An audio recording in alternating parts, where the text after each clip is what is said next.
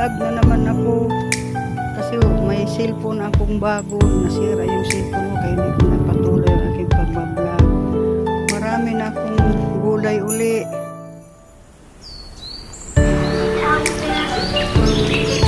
Ito yung aking pabo na namisa ng 5 lang, tapos namatay yung 2 kasi pinakain ko ng sapal, nilanggam, kinagat ng langgam. Masilan kasi ang pabo. Masilan ang pabo kaysa pato. Ang pato kahit sa medyo mabasa okay lang, pero itong pabo pag nabasa delikado. Itong pinakain ko.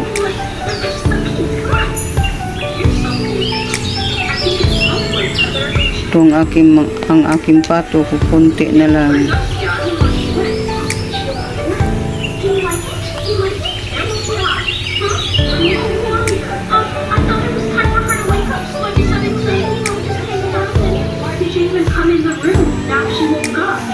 Ang aking pato na lalaki, malaki.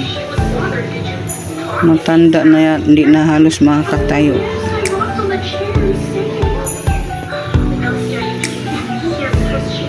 Dito ako sa manok ng samo. Naglimlim ang babae, hindi naman yata napisa, nabulok lang yung itlog.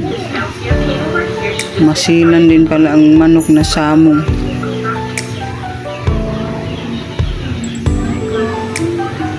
Mabuti pa talaga ang pato, madali lang dumami. Hindi pa masyadong asikasuhin. Basta may pangkain lang sila at saka tubig, okay lang.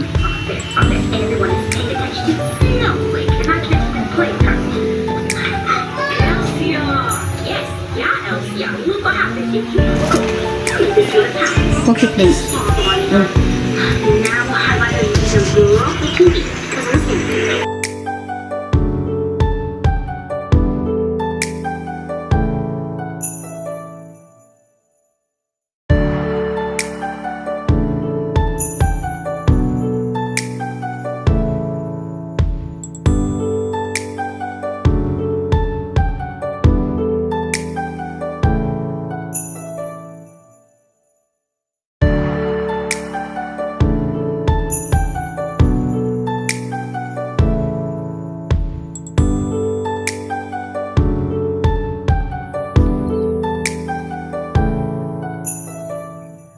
Dito na naman ako sa aking garden. Magtanim ako ng sibuyas, dahonan.